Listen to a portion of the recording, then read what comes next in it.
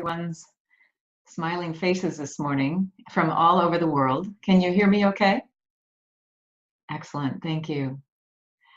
I would just like to begin this morning with a bit of a morning chant. So if you'd like to come into your posture and settle yourself, put your focus on your breathing, your in-breath and your out-breath. I offer this morning chant, and then we can go right into our sitting meditation. And I have something to share with you as we sit that is what I call the Earth Holder's Heart Sutra. And this is something I audaciously rewrote the Heart Sutra in 2013 as a form of practice to begin to take my concern for the environment and those things that I felt were pretty solid and secure from my education in environmental science, and begin to breathe some space into them using the Heart Sutra. So I offer it today, and if as I'm reading this sutra you find anything that's at all upsetting, just kind of notice that. Just kind of notice how your mind wants to wrestle with some of this, and you may want to share some of that when we have a time to open up the mics for everyone to offer their comments. But let's go ahead now and begin our practice together.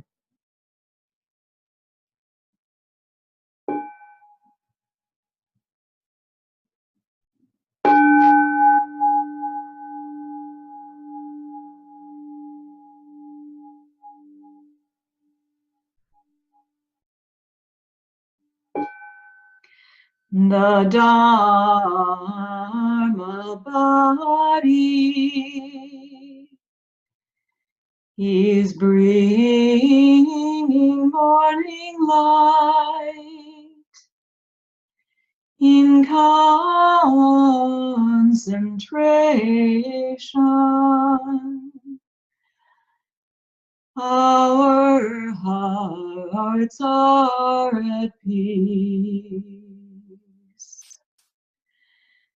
This is a new day. We vow to live it in mindfulness. The sun of wisdom has risen, shining in every direction. Namo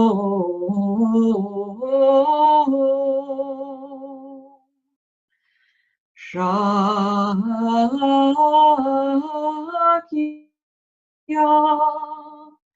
Munaye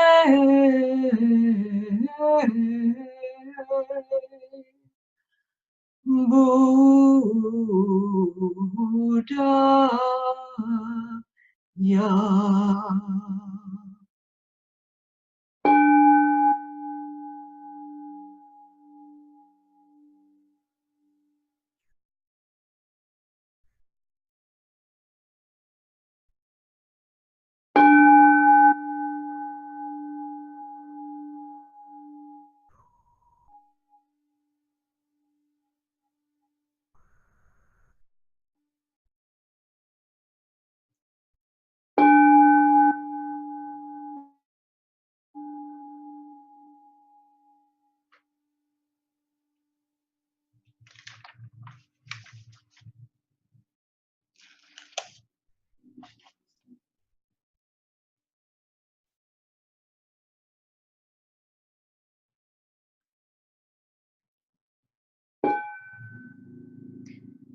The Earth Holder's Heart Sutra. Global warming is emptiness. Emptiness is global warming. Global warming is not other than emptiness, and emptiness is not other than global warming. The same is true for overpopulation, pollution, fracking, and other forms of resource exploitation.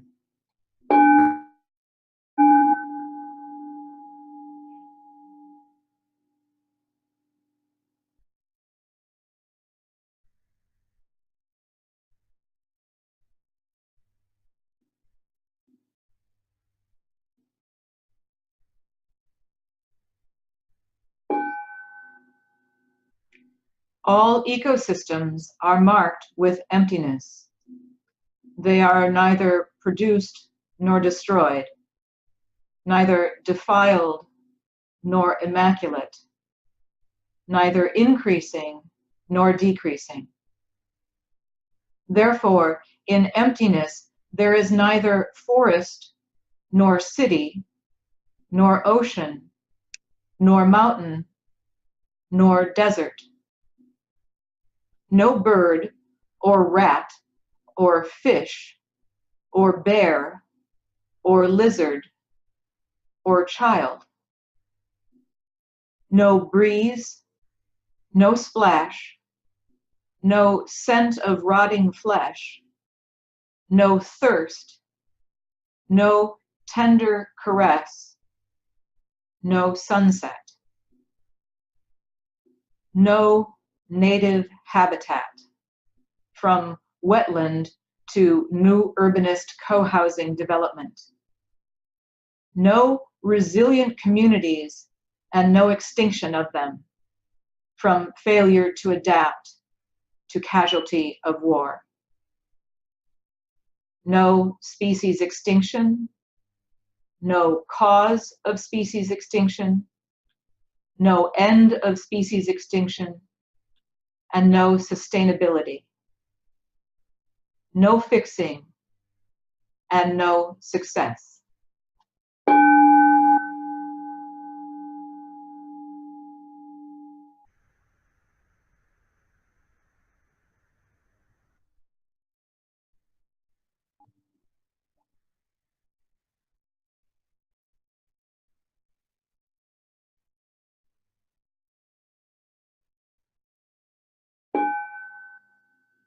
Because there is no success, we, grounded in perfect understanding, find no failure in our aspirations to heal Mother Earth.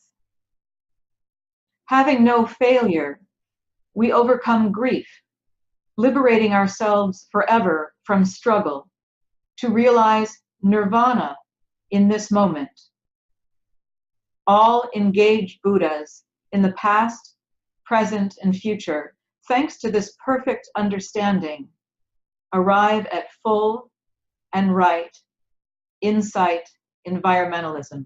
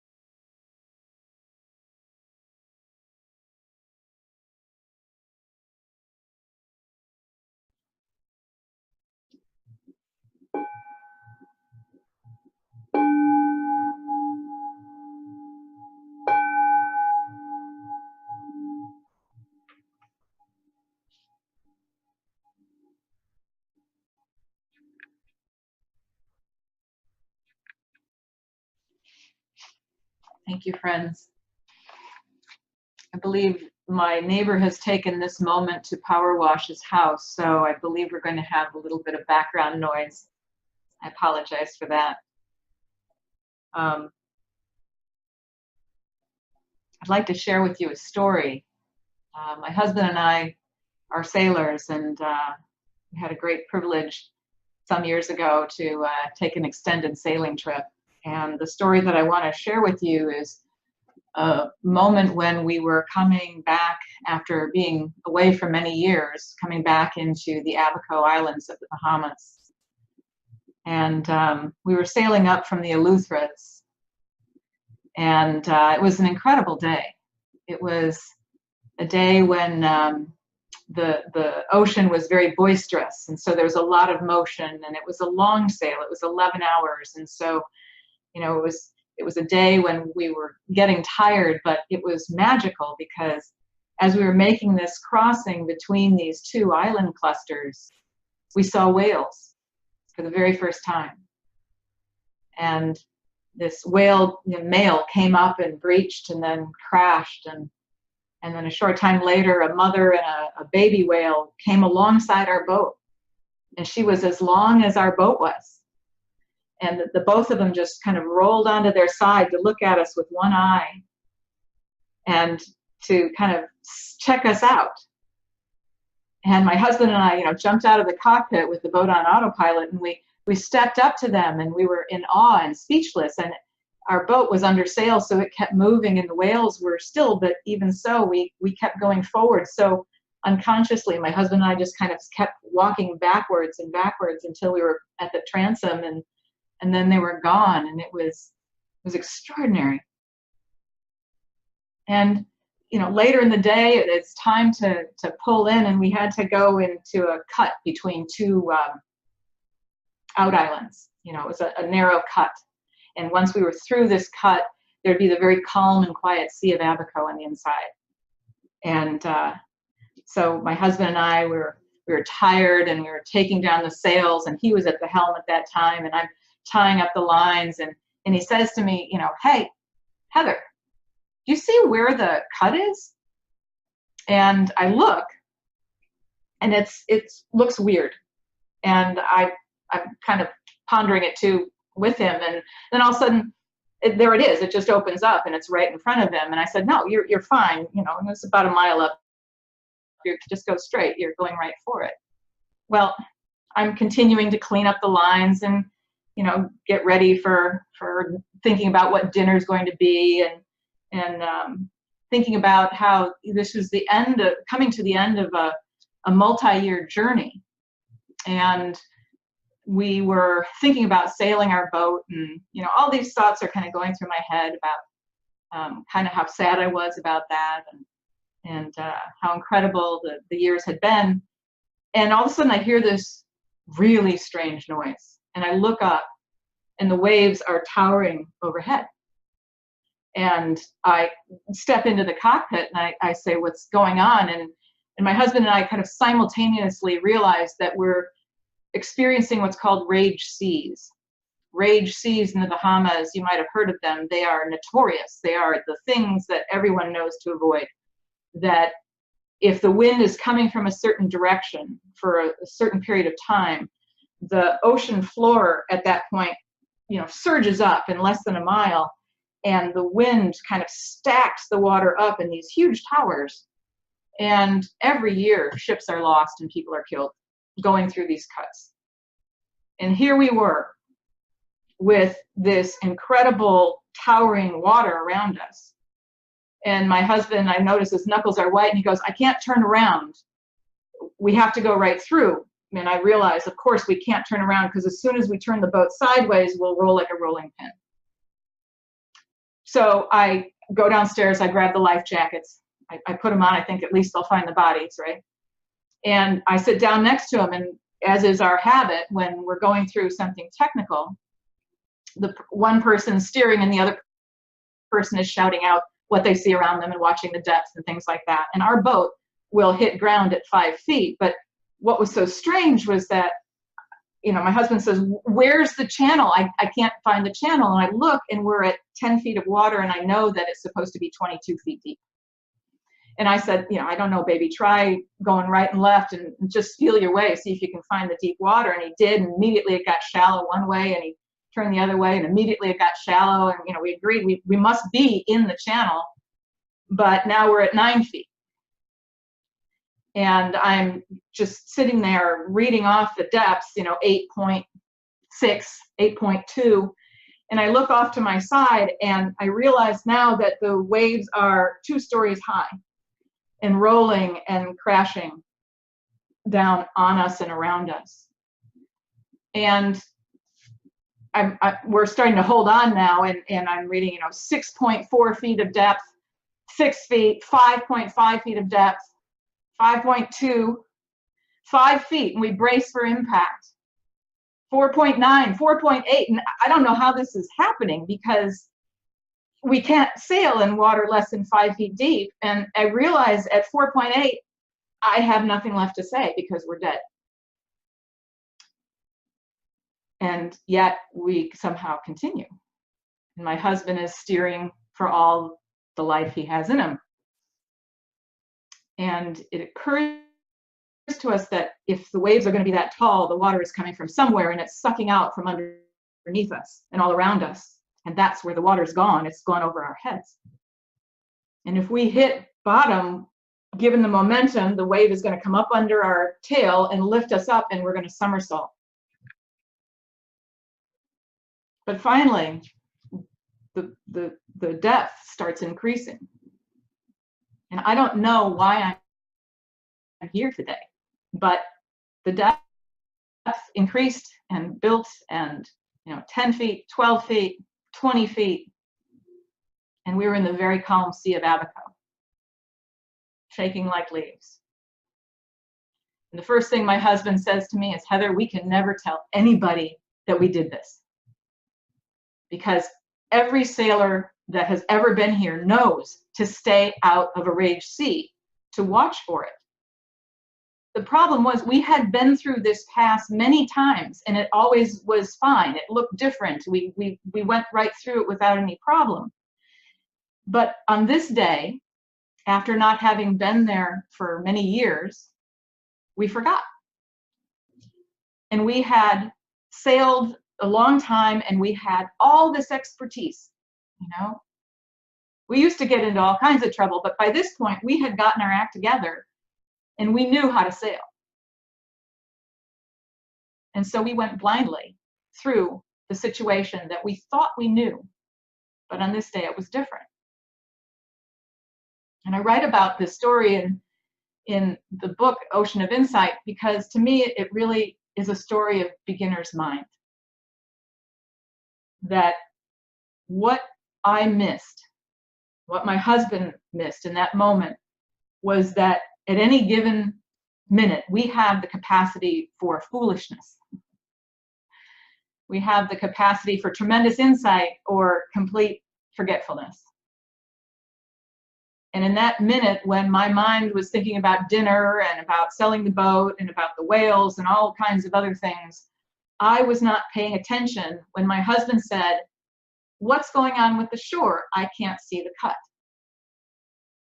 There was a subtle clue that this moment wasn't like all the others. But I approached it like an expert.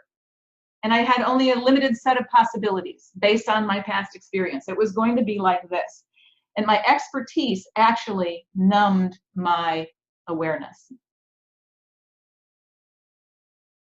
The problem is that sailors can't imagine themselves making catastrophic mistakes or sailing blindly into circumstances for which they're unprepared. And I think about this because I, on a daily basis, am looking at climate change and the challenges that it presents. And I'm really interested in that question of why is it that we know what to do and we're not doing it? And one of the reasons is because we are not approaching this moment in time with beginner's mind. That we are living in a world that we think is the world we grew up in. But in fact, there are subtle, important signs that are actually telling us this world is very different. And we're lacking some moral imagination as a society, as a species. We're not immune to our stupidity is the problem. And when I look at the value of practice and mindfulness, when it comes to trying to wake up, I see that there's a whole, possibility of being open to unknowingness, having curiosity, really cultivating that with great intentionality, like our lives depend on it. Knowing that this is not the world of our childhood. Helping our friends and family members know that what has been transmitted to us is the way that we are to be and the things that we are to do, they no longer make sense. And that realization then kind of leads to a whole series of inquiries like, well, what are we supposed to do? What does make sense? And that is the beginning of exploration. And the thing that I find that I love about our practice and what our teacher Thich Nhat Hanh has given us is an understanding that science and inquiry is a form of insight. That the scientific method is a way of helping us see beyond the limits of our everyday perceptions. So it's a whole process for doing that. So that's why it's like insight. It's like the insight we get when we're meditating, that we're going through a process that's helping us to sort of transcend our everyday perceptions and the noise and really pull out the essence of what we need to know. So science and curiosity and really, constant sort of inquiry. And then humility, don't know mind. And the constant question of, am I sure? Now, this practice of beginner's mind isn't a fixed way of being. Obviously, if at any given moment we have the capacity for stupidity, that means that we need to have a way of life that we're committed to, that is of humility and of inquiry, of wonder and of awe. And we need to keep training ourselves to not leap forward to an idealized future, or even, as sometimes my habit, leaping forward to our demise. Oh, the sky is falling, bad things are going to happen. Well, am I sure? No. I don't know exactly what the scenario is. I know that it's not looking good, but I need to have that spaciousness, like the Heart Sutra that I started with. It kind of cracks open and inserts some spaciousness into how solidly we think about things like climate change, how solidly we think about, ecosystems and sustainability as being things in and of themselves, when in fact, they're as empty as anything else.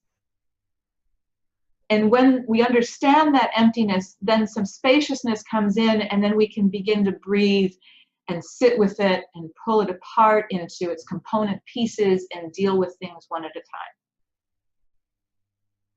So this beginner's mind is a way of helping to offset overwhelm. Maintaining our direct experience, in that moment. Why does the shore look like leaping elephants? I'm having a direct experience. Get out of the head about what you think this has been in the past. What is this direct experience? And it's subtle. The practice of beginner's mind for me too, as an earth holder, really involves me being outside. Yes, I like to sail, but I like to walk outside. This morning I was gardening. Getting my hands in the soil, spending time, being in communion. It helps me to have a direct experience. It helps me ignite that wonder and that awe and that relationship of, oh gosh, how did this weed come up? I thought I pulled all of them in this area yesterday. That kind of thing. It's just the dynamics of this moment.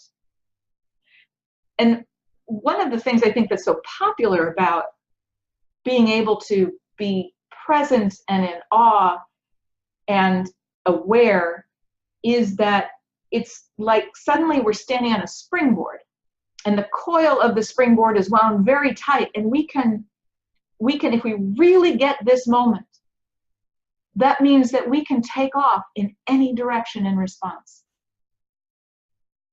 That it doesn't have to be the way it always has been, because this is a unique moment. This is something that we're experiencing here and now, and we have this expertise, we have this training, this education that we've worked long and hard to have, and these careers. And it's not that we need to like let them go and say they don't have any value. We had years of sailing, and that had value. When we found ourselves in trouble, we understood what we had to do in order to get through, and we were lucky that we were able to do that. So our expertise helps us when we're in the middle of trying to make good decisions. But our expertise, we have to guard that it's not numbing us and framing our expectations. Now, maybe you're like me and you kind of already get this beginner's mind stuff, and you've got a great meditation practice. I'm really, happy to hear that. You embrace science and you practice don't know mind. Well, I'd like to just offer some of the blind spots that I continue to have, and maybe you also struggle with these too. In conversation, I think I know what the other person is going to say based on past experience. That's not beginner's mind. Or I think I know what's going to happen next, because I've seen cause and effect over and over again. So, or I can be really sure about what the problem is, or I can be really sure what the solution is. And I can kind of push a little bit too hard and not be open to, whether or not that's quite right. I can believe a thing is solid and entrenched, particularly in politics or in worldviews or political spending, that certain things are just entrenched. And I also, with beginner's mind, I notice that sometimes I will respond to things because my ego gets tweaked, and I feel like defensive, that all of a sudden I have this self that shows up. And the practice of beginner's mind is over and over again, just letting the self go, letting my conclusions go, letting my beliefs, just holding it all really loosely. When I catch myself in these things, it's because I actually feel myself viscerally doubling down on something. And that kind of, forcing or pushing or, adding an extra oomph of energy to a position that I have, that's when it's a good clue, beginner's mind. I need to let it go and breathe some air into the situation, breathe some life into it. So we will all have opportunities to contribute our skill sets, and we will need to do that. But we need to also recognize that unknowingness is the most intimate form of wisdom. And that I like what Confucius says, that knowing really what you don't know, that is the beginning of knowing. So thank you very much for listening. And we're going to have a time of sharing now. So I'm going to turn it over to Nomi, who might offer some suggestions on how that will happen. Thank you.